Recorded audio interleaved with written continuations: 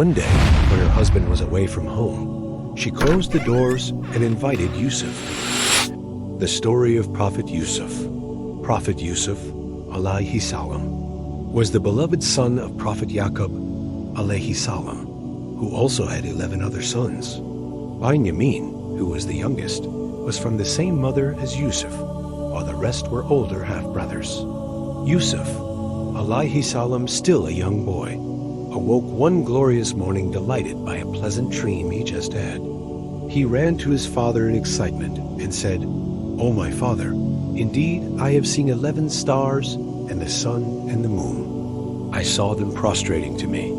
Yaqub was overjoyed at the realization that his dear son was indeed chosen by Allah to be bestowed with prophethood. However, Yaqub was concerned about his older son's possible reaction to this narration, for even though he treated them equally, they harbored jealousy towards Yusuf. He therefore warned Yusuf against relating his dream to his brothers, lest they plot for his downfall. With time, the malice in the hearts of Yusuf's brothers kept growing.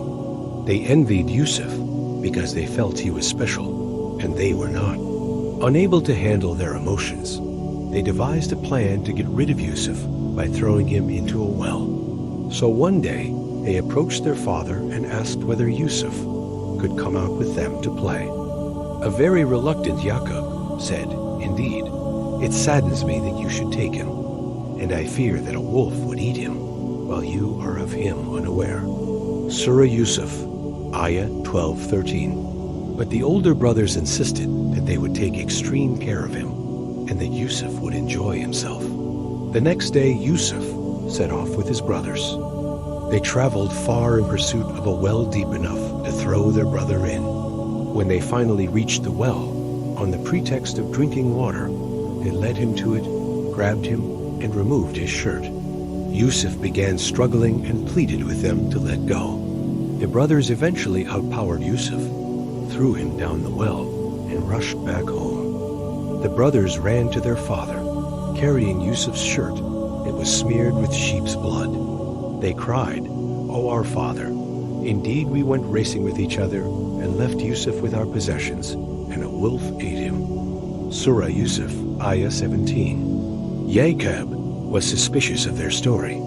He, in his heart, believed his son was still alive, and that the brothers were likely enticed by Shaitan to do evil. He remarked that the wolf was indeed merciful to have eaten his son up without tearing his shirt. He bore the bereavement with patience and prayed for his son's safe return. Meanwhile, Yusuf alayhi salam managed to cling to a stone ledge, and he prayed fervently to Allah subhanahu wa ta'ala to grant him salvation. Soon, a caravan bound for Egypt stopped at this well to fetch water. The water drawer hauled up his bucket, and he was shocked to see the boy clinging to the rope. The caravan people immediately shackled Yusuf and took him along to Egypt. The word quickly spread throughout Egypt that a strikingly handsome and athletic boy was to be auctioned. This news piqued the interest of the wealthy and elite bidders, eager to see if the rumors were true. The auction went wild, with bids escalating rapidly. Ultimately, he was sold to the highest bidder, who was none other than Al-Aziz, the chief minister of Egypt. Yusuf's new master, who had no children, was completely taken with Yusuf. He told his wife to take good care of Yusuf, and they could either use him as a slave, or perhaps even adopt him as their son. Yusuf not only grew up to be a handsome young man, but was also blessed with exceptional knowledge and wisdom by Allah.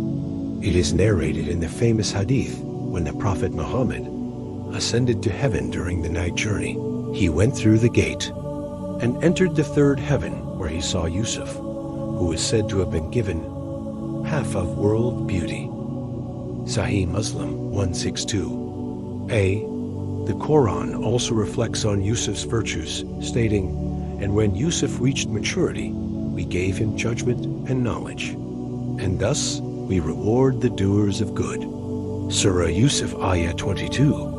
His integrity and honesty captivated the heart of Al-Aziz, who entrusted Yusuf to be in charge of his household. It was during this period Yusuf was confronted with his second trial. Zuleika, Al-Aziz's wife, watched Yusuf day after day, her feelings intensifying to the point of obsession. Overwhelmed by her desires, she became desperate to fulfill them. One day, when her husband was away from home, she closed the doors and invited Yusuf to her. Yusuf, fearing Allah, replied, "I seek refuge in Allah. Indeed, He is my master, who has made good my residence. Indeed, wrongdoers will not succeed." Surah Yusuf, Ayah 23. He turned away and ran towards the closed door to escape.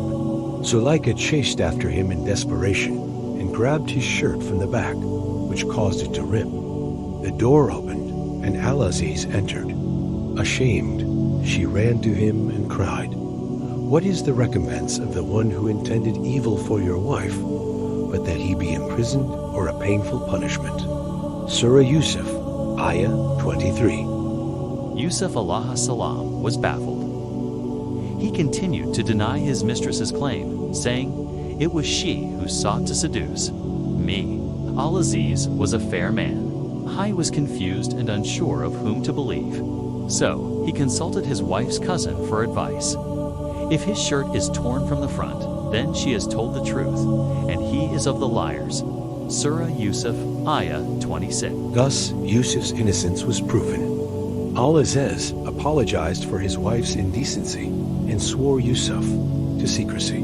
Nevertheless, the story of Zuleika's pursuit spread. Other women began ridiculing her character. Distressed, Zuleika planned to prove to them her helpless reaction to Yusuf's extraordinary handsomeness. Hence, she invited these women to a banquet at her residence one day. There, she served them fruit along with knives. When the women were happily chatting away while slicing fruits, Zuleika summoned Yusuf. The women looked up at him. Astonished at such angelic beauty, they cut their hands without realizing they had.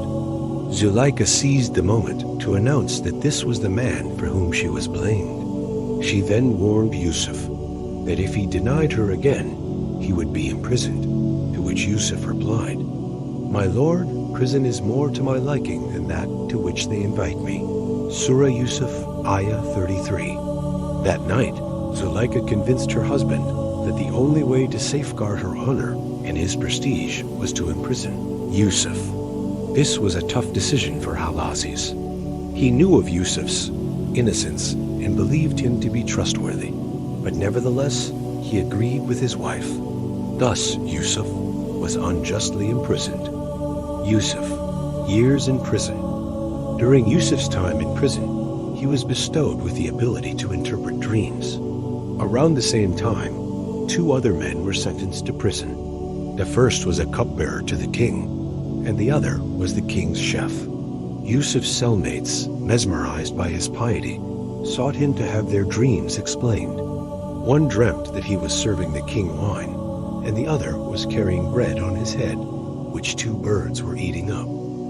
Yusuf alayhi salam initially called them to Allah subhanahu wa ta'ala. Allah then interpreted, "O two companions of prison, as for one of you, he will give drink to his master of wine.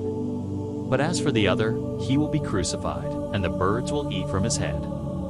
The matter has been decreed, about which you both inquire." Surah Yusuf, Ayah 41. And he said to the one he knew would go free, "Mention me before the king." Surah Yusuf, Ayah 42. But Shaitan made him forget the mention to his master, and Yusuf remained in prison for several years. Still, he made patience his own and spent those years in remembrance of Allah. The king has a dream. One day the king of Egypt had an odd dream. He summoned his men and said, "Indeed, I have seen 7 fat cows being eaten by 7 that were lean, and 7 green spikes of grain, and others that were dry. O eminent ones, explain to me my vision, if you should interpret vision." The cupbearer, who immediately remembered his companion in prison, informed the king of Yusuf and his impeccable dream interpretations. The king sent his cupbearer to prison to meet with Yusuf and inquire about this peculiar dream. Yusuf was overjoyed at the sight of his companion and knew that this was indeed the plan of Allah. He narrated to him, "You will plant for 7 years consecutively, and what you harvest leave in its spikes, except a little from which you will eat. Then will come after that 7 difficult years, which will consume what you advanced, saved for them, except a little from which you will store. Then will come after that a year in which the people will be given rain, and in which they will press olives and grapes." Surah Yusuf, Ayah 47 to 49. So the king summoned the women involved in the incident. Among them were the women who cut their hands, and they spoke of Yusuf's innocence before the king, saying, "Allah forbid, we know about him no evil." Surah Yusuf, Ayah 51. He, wife of Al-Aziz, was trapped. She confessed to the king, "Now the truth has become evident. It was I who sought to seduce him, and indeed he is truthful." Surah Yusuf, Ayah 51. Thus, Yusuf's innocence was proven. Released from prison, Yusuf stood before the king to thank him for his generosity. Yusuf greatly impressed the king. After losing his freedom and being falsely imprisoned for many years, he wasn't angry, seeking revenge. He was composed and showed the noblest of qualities. Because of this, the king felt comfortable appointing Yusuf to a high position. Yusuf asked if he could be made the storekeeper over the storehouses across his land. He wanted to be a controller over the granaries to ensure they were well equipped to endure the long famine. It was not out of self-interest, but a personal responsibility he felt to make sure people would not die due to shortages. Yusuf harvested and stored crops during the 7 years of fertility. Then, as predicted, came the years of famine that also reached the household of his father Jacob in Canaan. Jacob sent all his sons except Benjamin to Egypt to purchase provisions. Yusuf immediately recognized his brothers and provided for them, but they did not recognize him. And why would they? To them, Yusuf had passed away years ago. Yusuf casually inquired about their family. The brothers said, "We are 11 brothers, the children of a noble prophet. The youngest is at home, tending to the needs of our aging father." And a sudden rush of emotion, tears welled up in Yusuf's eyes, his heart heavy longing for home to see his father and younger brother. Struggling to regain his composure, he managed to ask, "Are you truthful people?" Confused, they replied, "What reason should we have to state an untruth?" Yusuf informed them that if they brought their brother back with them the next time, he would reward them with double the rations. But if they failed to do so, he would limit their measure. He wanted to make sure they would fulfill his command. As an additional precaution, Yusuf ordered one of his servants to put their money back in their bags so that when they returned home, they'd have enough money to return and purchase more. When the brothers returned home, they told their father, saying, "Oh, our father, we have been denied further supplies. So send our brother with us so that we may receive our measure, and we will definitely watch over him." Surah Yusuf, Ayah 63. Jacob was enraged. How could he trust them when they had failed him terribly with Yusuf? Alayhi salam. After some time, however, their needs pressed Jacob, alayhi salam, to send Benjamin with them for more provisions. He took their solemn oath to safeguard him. Jacob then prayed to Allah to safeguard their departure. Allah is the best protector and is the most merciful. Surah Yusuf 12 to 64. Yusuf, alayhi salam, reunited with his brother. Yusuf welcomed the privileged guests and invited them to a feast. With great difficulty, he withheld from immediately embracing his brother. Yusuf, alayhi salam, showered his guests with his gifts and hospitality. Afterward, Yusuf arranged for Benjamin to be lodged in a room with him alone, where he disclosed, "Indeed, I am your brother." 12 to 69. Benjamin was overjoyed and swung his arms around his older brother. They cried for a little before Yusuf tried to reassure him. Indeed, I am your brother, so do not despair over what they used to do to me. Surah Yusuf 12 to 69. The next day, Yusuf filled his brother's bags with grain, then secretly planted the king's golden bowl in Binyamin's bag. As they were about to leave, the king's soldiers closed the gates and stopped the brothers.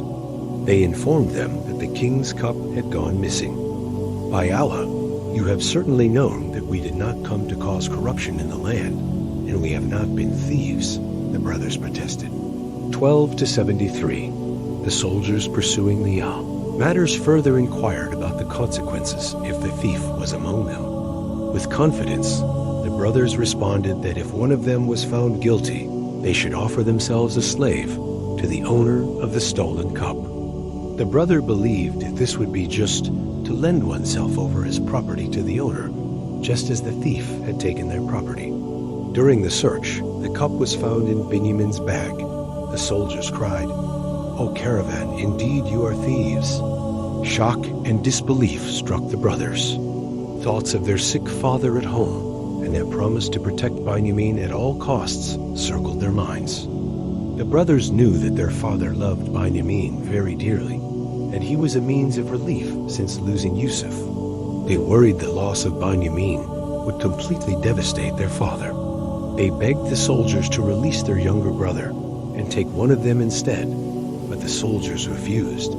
The eldest among the brothers said, "I will never leave this land until my father permits me or Allah decides for me, and he is the best of judges." Surah Yusuf, Ayah 80.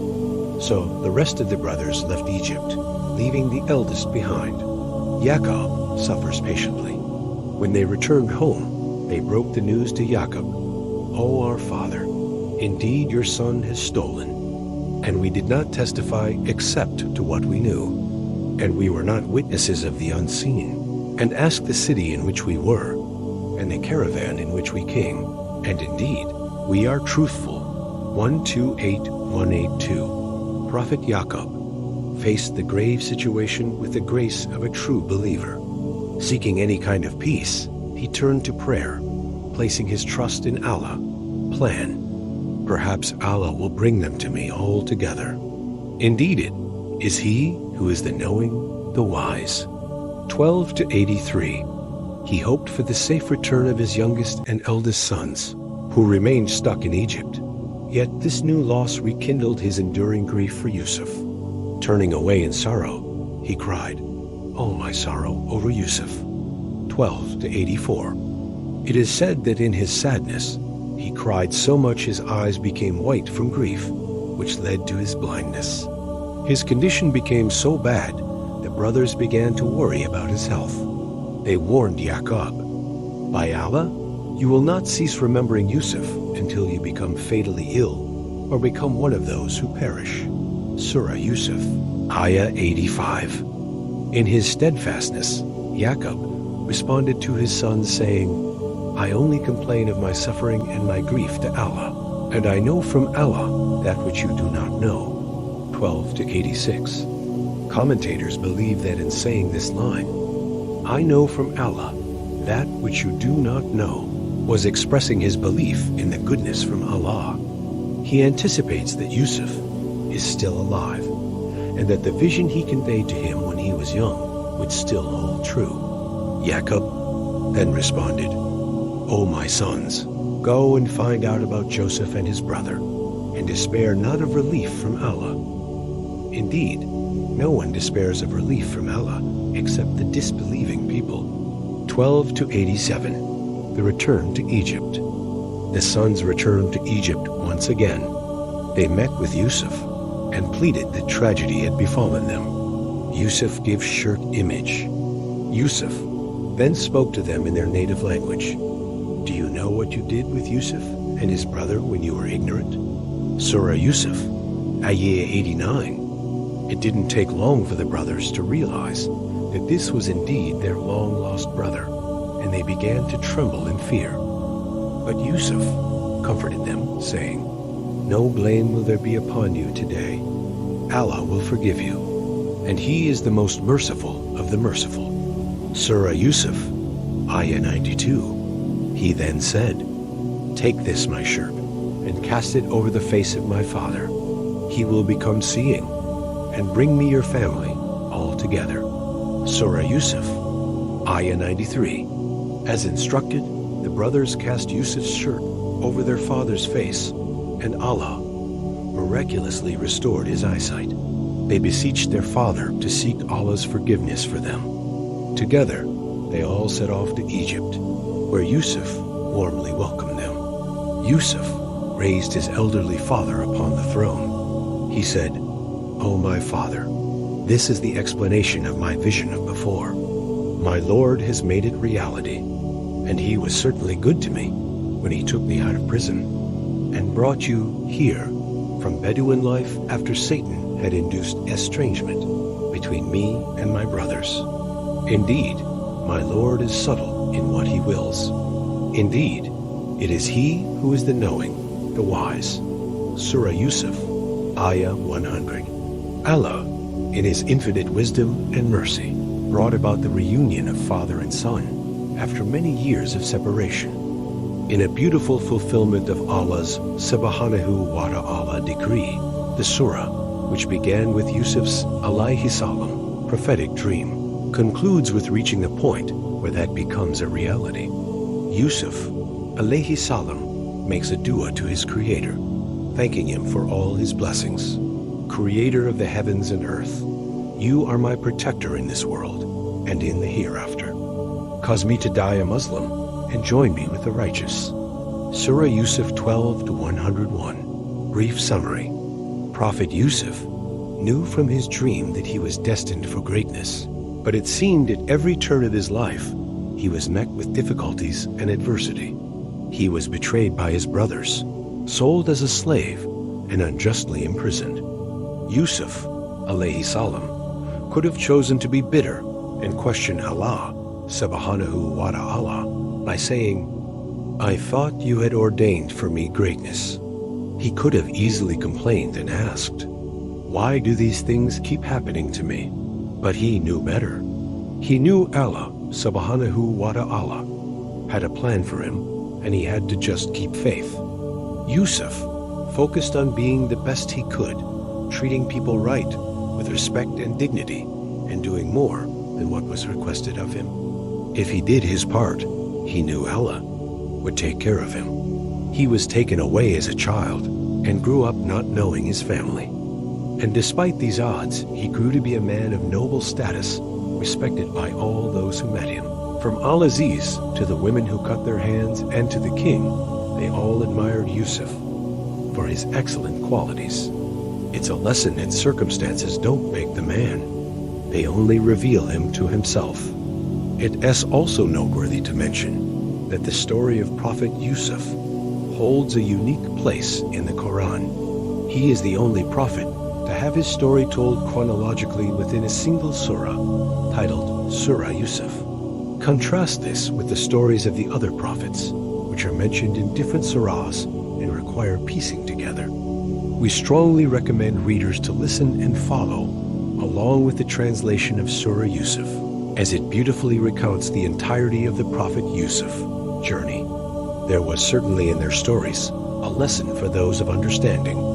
Never was the Quran a narration invented, but a confirmation of what was before it, and a detailed explanation of all things and guidance and mercy for a people who believe.